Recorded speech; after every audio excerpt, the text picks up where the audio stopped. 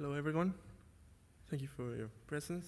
I'm Jose Mith. I'm a med student from the Autonomous University of San Luis Potosí in Mexico.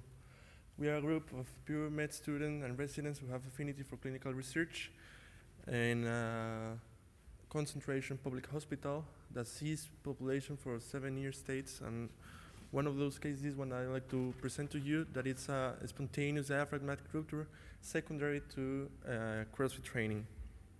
So none of the authors have any disclosure. So it's about a 28-year-old man with no relevant past medical history that went to the physician office reporting mild pain in the epigastric and thoracic area that starts a day before while he was weightlifting in a CrossFit training. So just remember, CrossFit is an increasingly sport in the worldwide that combines high intensity exercises with functional exercises from gymnastics, cardiovascular activities, and weightlifting. On admission, patients' vital signs were stable. The imaging was performed that revealed moderate displacement of the mediastinal structures to the right, with the airway structures also to the right. The lack of the visualization of the diaphragm and multiple opacities and lucencies that are consistent with the through passage of the intraperitoneal structures into the left hemithorax. An abdominal ultrasound was also performed that draws attention, and in looking for the splenorenal space, the lack of the visualization of the spleen in its entirety, and the lack of the visualization of the diaphragm. So he was initially treated with H2 blockers and oral analgesics, and despite the medical advice and because of clinical improvement, the patient decided to went back to home. The next day he started with shortness of breath and the pain worsened, so he obviously came back.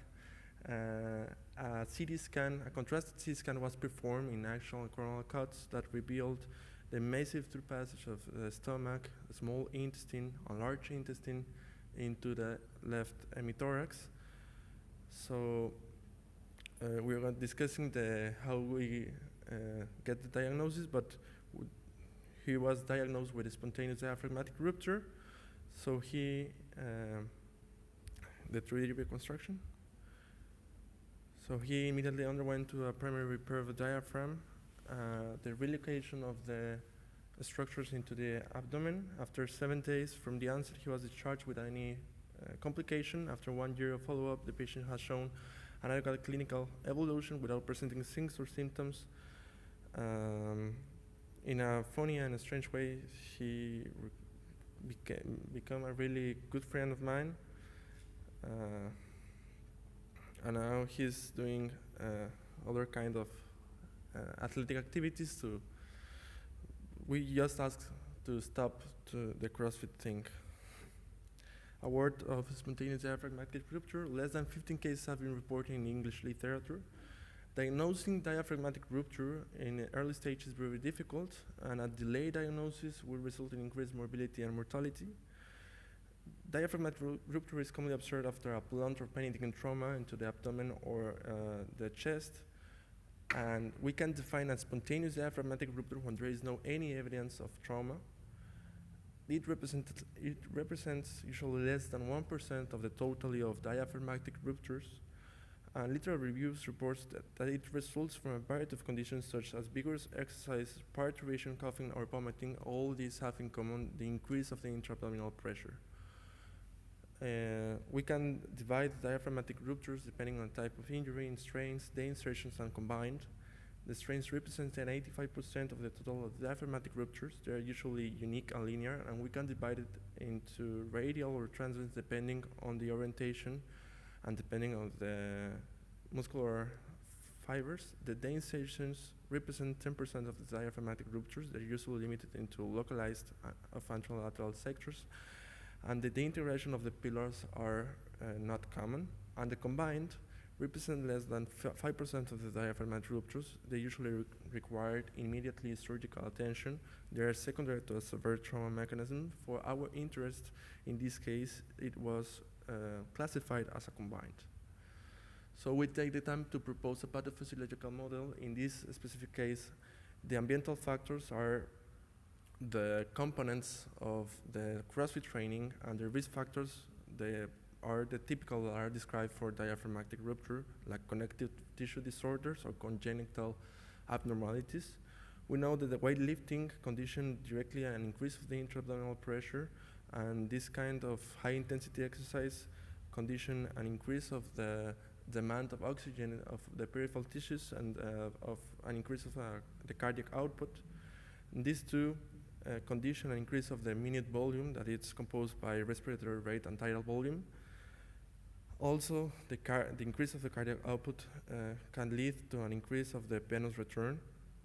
The increase of the minute volume, the tidal pressure, increases the diaphragm mobility, and the increase of the venous return with the increase of the minute volume could lead to an increase of the intrathoracic negative pressure. With the concomitant increase of the intra-abdominal pressure, it could condition what we call an increase of the transdiaphragmatic gradient pressure. And these three elements, the increase of the diaphragm strain risk, the mechanical stress, and the transdiaphragmatic gradient pressure could lead us to a spontaneous diaphragmatic rupture. So most common clinical symptoms are dyspnea, abdomen and thoracic diffuse pain, nausea, and vomiting.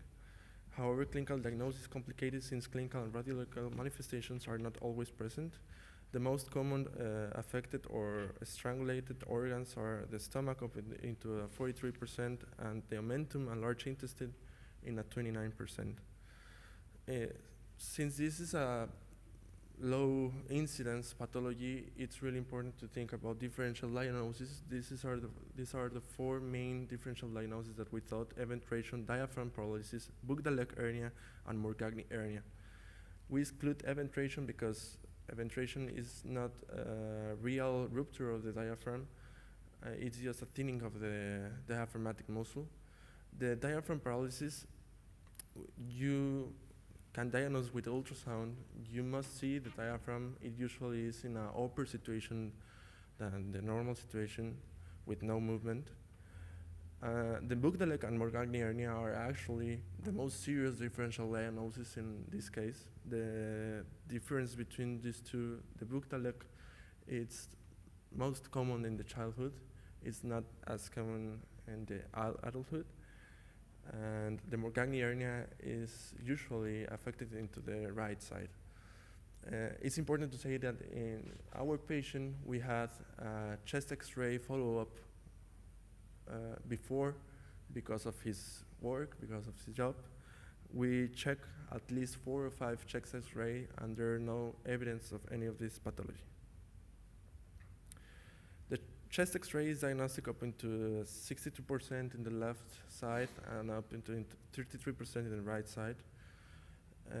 What we can see is an elevation of the affected hemidiaphragm. We know that it's not a real elevation because there is no a continuity in the diaphragm, a loose of the diaphragm contour, here we can see, and multiple opacities and lucencies that are consistent with the visualization of the intraperitoneal organs into the thoracic cage. The CT scan, it has high sensibility and specificity. It needs to be a contrasted CT scan, and we're looking always for the suspended diaphragm sign, that it's here,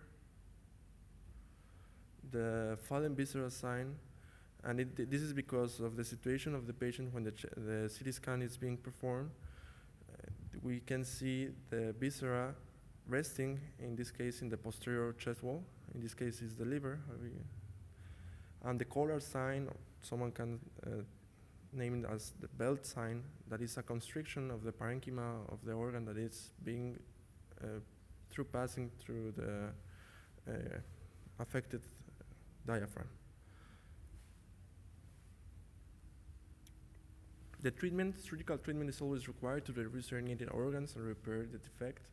The options of treatment include thoracotomy or combined approach, and the direct diaphragm suture or mesh repair. Prosthetic mesh will be placed when a large diaphragmatic rupture is detected. It's not possible to define the best management considering the low incidence of the diaphragmatic rupture. the acute setting and variety of presentation and diagnostic and treatment options. The up-to-date several therapeutic options are available for the management of spontaneous diaphragmatic rupture, simple suture using non-observable sutures or prosthetic mesh repair, the method being elected on case-by-case basis. So in conclusion, we report the first description of massive spontaneous diaphragmatic rupture arising while in the CrossFit training.